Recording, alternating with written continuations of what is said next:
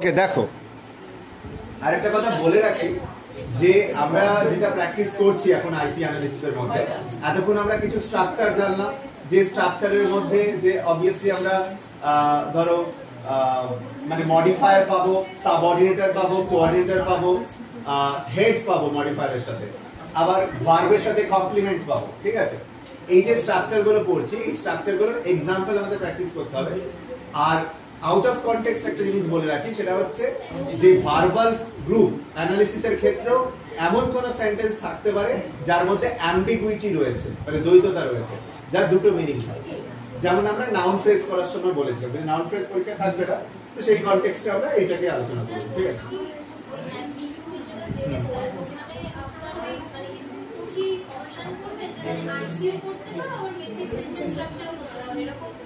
সেটা কি স্যার কিছু বলেছেন? মানে যে কোনো ভাবে অ্যানালিসিস করতে পারবে, সেক্ষেত্রে এই ধরনের অ্যানালিসিসটা অনেকটা বেটার আমার যেটা মনে হয়। দেখো এখানে একটা এক্সাম্পল দেখাচ্ছি, আস্তে silence. Rahul is cooking in the kitchen. Rahul is cooking in the kitchen. আচ্ছা এখানে একটা কথা বলছি যে প্রথমত একটু আগে আমরা যেটা শিখলাম মডিফায়ার, সাবঅর্ডিনেটর, কোঅর্ডিনেটর, এই সেন্স গুলো আমাদের একটু রাখতে হবে, এবং আরেকটা বিষয় পার্টস অফ স্পিচের সেন্সও রাখতে হবে। ঠিক আছে, মানে সেন্টেন্স কনস্ট্রাকশনের ক্ষেত্রে। তো এখানে দেখো প্রথমত এটাকে যে স্ট্রাকচার হিসেবে দেখা হচ্ছে সেটা হচ্ছে একটা স্ট্রাকচার অফ প্রেডিকেশন হিসেবে দেখছি আমরা। ঠিক আছে, কারণ এখানে যে অ্যানালিসিসটা দেওয়া রয়েছে সেখানে সাবজেক্ট এবং প্রেডিকেট এই দুটো ভাগে ভাগ করা হচ্ছে। তারপরে আমরা ভার্ব এবং কমপ্লিমেন্ট, তারপরে বাকিগুলো ভাগ করছি। একটা সেন্টেন্সের মধ্যে এই সমস্ত স্ট্রাকচার থাকতে পারে। কোন কোন স্ট্রাকচার থাকতে পারে? Structure of predication, structure of complementation, structure of modification, structure of subordination, structure of coordination. এবার আমরা মানে একদম লার্জার আইডিয়া থেকে, মানে যেমন একটু আগে আমি বলছিলাম ম্যাক্রো ন্যারেটিভ আর মাইক্রো ন্যারেটিভ, আমরা ম্যাক্রো ন্যারেটিভ দিয়ে স্টার্ট করব, দিয়ে আস্তে আস্তে মাইক্রো ন্যারেটিভে যাব। ঠিক আছে, তো এইটা করার জন্য প্রথমে যেটা করবে, এখানে একটা বড় এরকম দাগ কেটে নাও, আর এইখানে এরকম একটা বড় দাগ কেটে নাও। হয়েছে? ওকে, কি এনি প্রবলেম? সিম্পল। অ্যাম্বিগুয়াস এ যাচ্ছি না, অ্যাম্বিগুয়াসটা আসতে পারে, আমরা সিম্পল করব, মানে নরমালটাই শিখি আগে। নরমাল শিখলে তো অ্যাম্বিগুয়াস করতেই পারবো যদি কোনো সেন্টেন্সে ডাবল মিনিং থাকে। আচ্ছা দেখো, এবার প্রথমেই ফার্স্ট স্ট্রাকচারটা বুঝতে পেরেছো তো, যে ফার্স্ট স্ট্রাকচারটা কি? সাবজেক্ট আর প্রেডিকেট। তাহলে এখানে তুমি লিখবে সাব, আর এখানে লিখবে, ঠিক আছে, প্রি লিখতে বলেছেন বোধহয় স্যার, প্রি। আচ্ছা, প্রি না প্রেড? প্রে, প্রি, ওকে, প্রি না স্যার, প্রেড লিখতে বলেছিল। প্রেড, আমারও তাই মনে হয়, মানে বলছি লাইনটা তো রাহুলের ওখানে থাকবে। হ্যাঁ, লাইন রাহুল তো এখানে একটাই থাকবে, আর কিছু থাকবে না। স্যার লিখছে দাঁড়া, লিখবো মানে একদম বড়। আমি তো বললাম না যে তুমি এখনই মাইক্রো ন্যারেটিভ বুঝতে পারো না, তুমি এখন লার্জার পিকচারটা দেখছো, ছোট পিকচারটা পরে দেখবে, ছোট পিকচারটা তুমি পরে দেখবে। হ্যাঁ হ্যাঁ, ঠিকই করেছো, ঠিকই করেছো।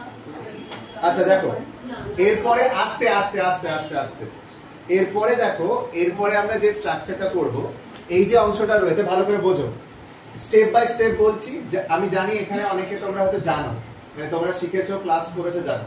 এমনও অনেকে থাকতে পারে যারা হয়তো বুঝতে পারেনি প্রথমবার, তাদের জন্য এটা বলছি। ঠিক আছে, যার কাছে মনে হবে যে আমি যেটা শিখে গেছি, বুঝে গেছি, এক্সাম্পলটা আমার কাছে কোনো বড় ব্যাপার না, চুপচাপ শোনো। ঠিক আছে, এবার শোনো।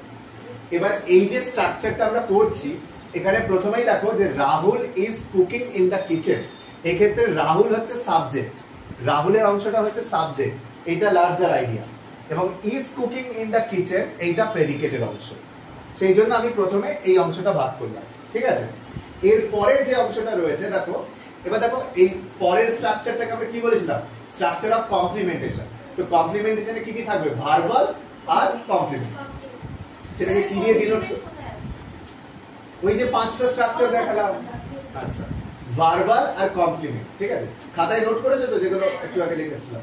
আচ্ছা, তো ভার্বাল আর কমপ্লিমেন্ট এই দুটো ব্যাপার থাকে। আচ্ছা, ভার্বালকে ভি আর কমপ্লিমেন্টকে সি, এইভাবে দেখাবো। সেইটা দেখানোর জন্য আমরা যেটা করব সেটা হচ্ছে এইরকম একটা দাগ করছি, এইখানে লিখছি ভি, এখানে লিখছি সি। এবার ভেবে দেখো কোনটা ভার্বাল আর কোনটা কমপ্লিমেন্ট। ইজ কুকিংটা হচ্ছে ভার্বাল, ইজ কুকিংটা ভার্বাল আর ইন দা কিচেনটা কমপ্লিমেন্ট।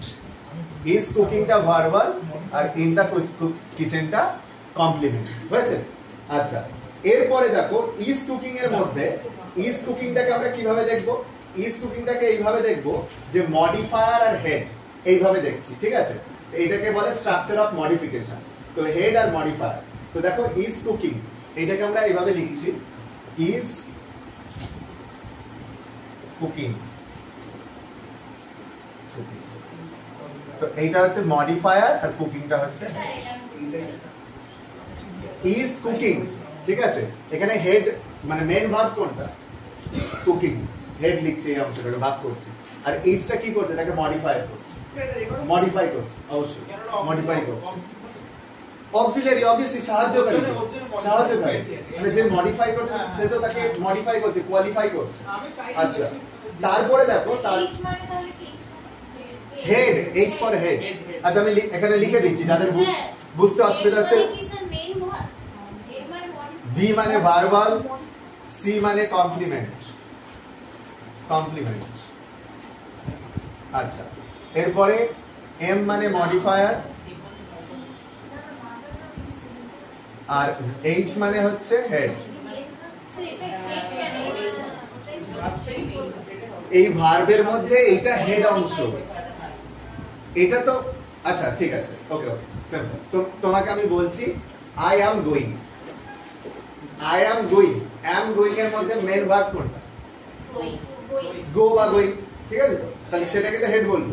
আর ইজটা কি? সাহায্যকারী তো, ঠিক আছে? সেই জন্য এটাকে মডিফায়ার বলছি, এটাকে হেড বলছি, ঠিক আছে? যার গুরুত্ব বেশি তাকে আমরা হেড বলি, সিম্পল। আচ্ছা এরপরে আসছে ইন দা কিচেন।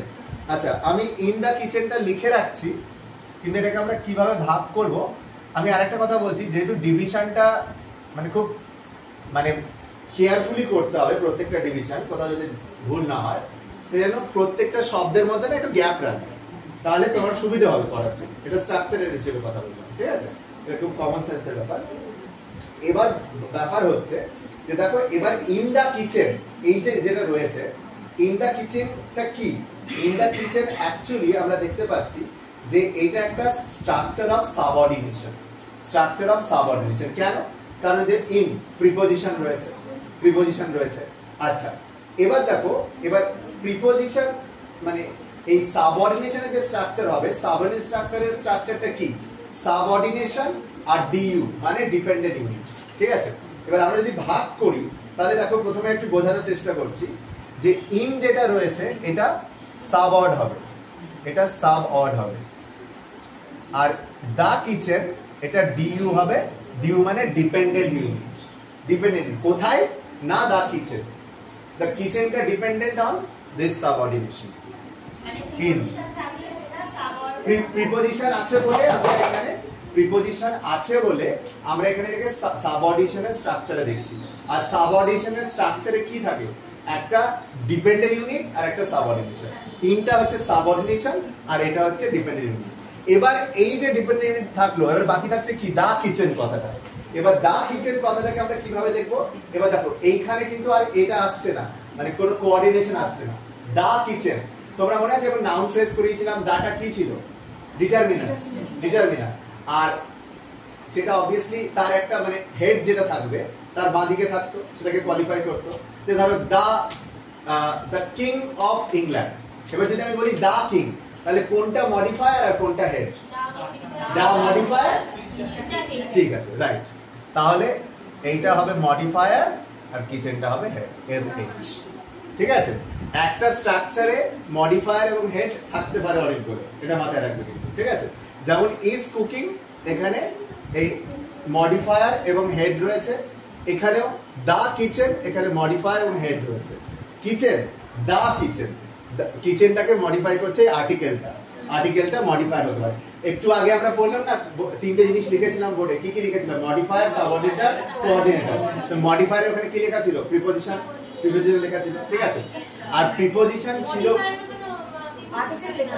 আর্টিকেলের ক্ষেত্রে, হ্যাঁ সরি আর্টিকেলের ক্ষেত্রে, হ্যাঁ আর্টিকেলের ক্ষেত্রে। তো আর্টিকেল লেখা ছিল প্রথমে, তো যেমন ওই a pen R the pen বোঝালাম, তাহলে সেইটা কি হতে পারে, মডিফায়ার একটা হতে পারে। এবার এখানে যদি কারোর বুঝতে অসুবিধা হয় সেটা দেখে নাও যে এম ফর হচ্ছে মডিফায়ার, এইচ ফর হচ্ছে head, V for verbal, C for complement. ঠিক আছে, এইটা একটা particular example. Rahul is cooking in the kitchen. আমি আরেকবার সাম আপ করছি পুরোটা। ঠিক আছে, তোমাকে সেন্টেন্সটা দিয়েছে Rahul is cooking in the kitchen. ঠিক আছে, এই স্ট্রাকচারটা খুব ডিফিকাল্ট কিছু না। ঠিক আছে, প্রথমে তুমি রাহুলটা যে সাবজেক্ট আর বাকি অংশটা প্রেডিকেট সেটা বুঝতে পারছো। তাহলে এখান থেকে একটা বড় দাগ কেটে প্রথমে এটাকে সাব লেখো, এটাকে প্রেড লেখো, হয়ে গেল। Is cooking in the kitchen, এই পুরো অংশটা কি হচ্ছে, প্রেডিকেট হয়ে গেল। এবার চলে আসো ইজ কুকিং এই ইন দ্য কিচেনের মধ্যে। এর মধ্যে আমরা দেখছি ইজ কুকিং অংশটা ভার্বাল অংশ, আর কোথায় না ইন দ্য কিচেন, এটা কমপ্লিমেন্ট করছে বাক্যে। কোথায় রান্না করছে না ইন দ্য কিচেন। সেন্টেন্সটার মানেটা বোঝার চেষ্টা করবে যে সেন্টেন্সটাতে যে কথাটা বলা হচ্ছে সেই শব্দটার মানে কি। ঠিক আছে, তা একটা আর্টিকেল, ঠিক আছে, সেটা কিচেনকে মডিফাই করছে, এই ব্যাপারগুলো বোঝার চেষ্টা করবে।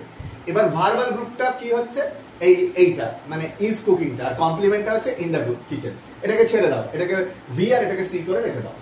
এবার ইজ কুকিং এর মধ্যে কোনটা মেন, কুকিং, তাহলে সেটাকে হেড লেখো, এটাকে মডিফাই লেখো। এবার চলে আসো এখানে, এখানে ইন দা কিচেন, এই যে ইন আছে এটা সাবঅর্ডিনেশনের একটা স্ট্রাকচার। আর সাবঅর্ডিনেশনের স্ট্রাকচার কি বলেছিলাম, সাবঅর্ডিনেটর থাকবে আর ডিপেন্ডেন্ট ইউনিট থাকবে।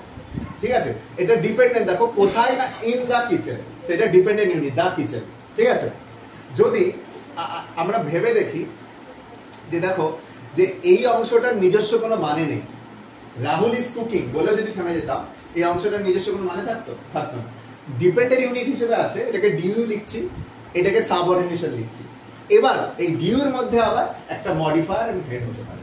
কোনটা হেড, মানে অবভিয়াসলি দা কিচেনের মধ্যে নাউনটা হেড আর আর্টিকেলটা মডিফায়ার। এইটা হচ্ছে একটা স্ট্রাকচার। ক্লিয়ার?